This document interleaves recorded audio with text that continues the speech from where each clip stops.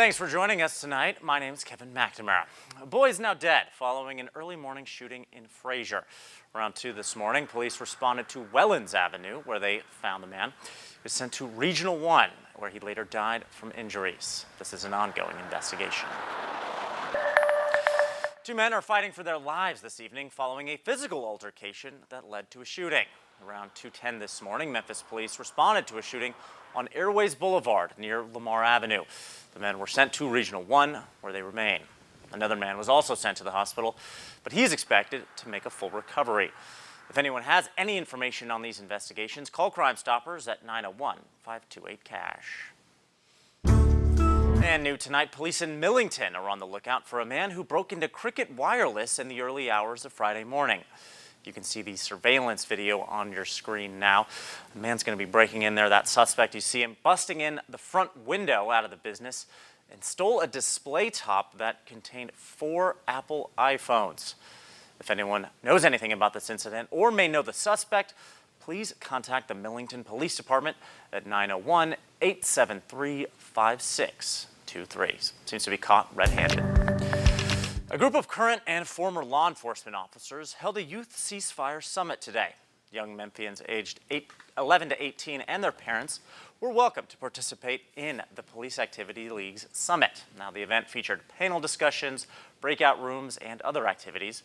The goal was to teach kids some of the consequences of gun violence while also teaching them some healthy conflict resolution skills. We're hoping that through this conference and this summit, the youth see our ABCs, alternatives, belief, and choices they can make when they are faced with crime.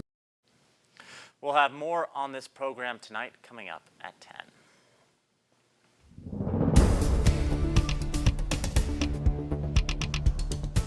Switching to weather now, ABC24 welcoming our new weekend meteorologist, Corey Smith. Corey, yes. Welcome to Memphis. We're all happy to have you here in the Mid-South. I know I certainly am to have someone here in here with me. How you doing? How you feeling? Doing pretty good. Very excited to be here in the Mid-South. I know there's a lot of crazy weather, so getting to bring that to all y'all viewers out there, I think should be a fun time. Yeah, absolutely. Tell us about the weather we're going to be seeing here coming up. Yeah, a little bit of a gloomy day today, but let's break into what we can expect as we go into your Sunday, because some good things on the way. You can see the camera moving right there, I-40 near Danny Thomas Boulevard. Today was definitely a chilly day. 57 degrees is our high temperature. We only had a low of 50, so not really moving too much, and only around 0.03 of an inch of rain. We can take every single bit of precipitation that we see because that drought concern continues. Only around an inch and a half of rain so far this month. We still see some showers, especially in the northern viewing areas, so a place like Lauderdale towards Dyer County, seeing some more steady precipitation. Starting to see some light showers, though. You can see in northern Mississippi near Holly Springs and the Olive Branch starting to form. We'll keep that in the chance of rain around a 20% as you go throughout tonight. So if you are heading out, maybe bring some rain gear with you. We could see some spotty showers. As you go tomorrow, though, much better forecast. We're going to see sunny skies as you go into your Sunday if you're heading out to church in the morning. Definitely a cooler start to the day, but overall not too bad. We're going to be getting into the low 50s, I think, for most of us as we head into the afternoon. Tomorrow afternoon, speaking of temperatures, not too bad. 51 degrees around 2 p.m. Plenty of sunshine to end out the weekend. We're at 49 by 4 p.m. Looking at the longer term picture here, we have a cold front moving through tonight.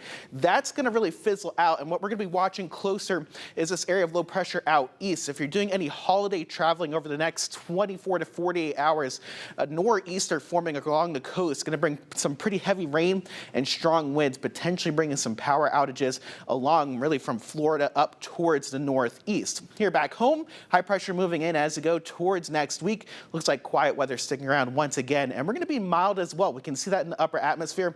Cooler weather, I think Tuesday, probably our coldest day of the week, but past that, notice this red building in. This is mild air starting to really start to build into the southeast, and with that, temperatures above average as you go towards the end of your week. Your 7-day forecast going forward, 51 degrees with sunshine as you go into your Sunday. Past that, we're cooling down a little bit. 25 is going to be a cold start for your Tuesday with 46, and then past when we go into the middle of the week here, we're going to be looking at temperatures above average, upper 50s, close to 60 degrees. All right, thanks, Corey. First of many.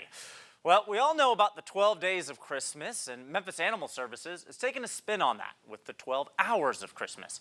And it's still going on. You can bring a pet home. The event began at 9 this morning and runs until 9 p.m.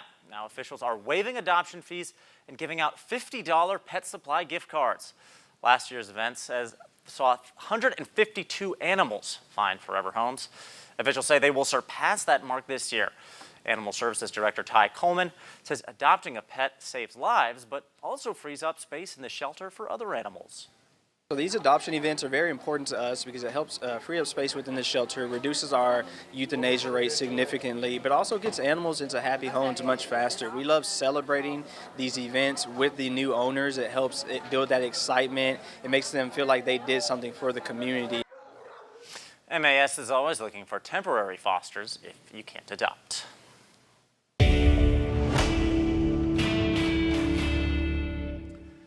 Many families will be gathering for the holidays, but will your kids be spending most of their downtime on their devices? Screen time for kids can be a controversial topic. Megan Bragg is looking into one study that says too much screen time can lead to developmental delays. Have you heard of the term iPad kids? These are just a few posts going around X. If you search for that term, basically they talk about how kids are on their devices all the time. So can too much screen time lead to development delays? Let's get the facts. Our sources, Dr. Amira Zuzo, pediatrician with Novant Health, Dr. Marie Trace, behavioral pediatrician for the Cleveland Clinic, a study published in JAMA Pediatrics, and the American Academy of Pediatrics. Kids screaming. Sometimes it's easier to just hand them a device. I have this conversation several times a day. We certainly understand that technology is here to stay. And so it's very important to discuss it with your child's pediatrician. Dr. Zuzo knows there is no way to really escape the screen, but says for children 5 and under, it's important to think about how much time they're spending looking at it. The screen time can certainly affect development in children, especially if we started as early as 1 year old. And it really depends on what kind of quality screen time that is and how much they're using it. The study of more than 7,000 children found too much screen time for a child at age 1 could lead to developmental delays, specifically when it comes to communication and problem solving at the age of 2 and 4. I'm looking at a screen. There's not a lot that's being asked of me, right? Versus navigating my environment, playing with my toys, being outside. So where's that sweet spot? According to the American Academy of Pediatrics, there should be no screen time before a child is 18 months old and no more than an hour a day for kids between 2 and 5 years old. Dr. Zuzo says it also depends on a few things: what children are watching and whether it's interactive. If it sparks children's creativity, that's better than just staring at a screen. With your Verify Fact Check, I'm Megan Bragg. A lot of good info there, but heads up, if you haven't shipped your presents to loved ones, the deadline is fast approaching. Today is the last day for United States Postal Service's cheapest option. For UPS, the last day to get their 3-day select shipping is December 19th, followed by second-day air on the 20th and next-day air the 21st. Hundreds paying respect tonight. People gathered at Memphis National Cemetery to remember and honor the fallen men and women of our nation's military today. Volunteers were encouraged to place a wreath on veterans' gravestones and speak their name aloud. The national tradition started over 30 years ago and has grown into an event that over 2 million Americans participate in every year. Location coordinator Heather Fedderson Inglesey says that connecting with families of those who are buried at the cemetery and hearing their stories is one of her favorite parts. The goal is to have every veteran remembered. Part of what we say in the speech, part of our mission is say their names. So when you place a wreath, we ask that you say their names because they say a veteran dies twice. Once when they take their last breath, and once when the final time when their name is said the last time. Memphis National Cemetery is one of the oldest cemeteries in Memphis, with 44,000 vets interred. It also has the largest number of unknown soldiers buried there at around 8,800. That's all we have the time for here at 6. Thank you for watching. We'll see you back here at 10.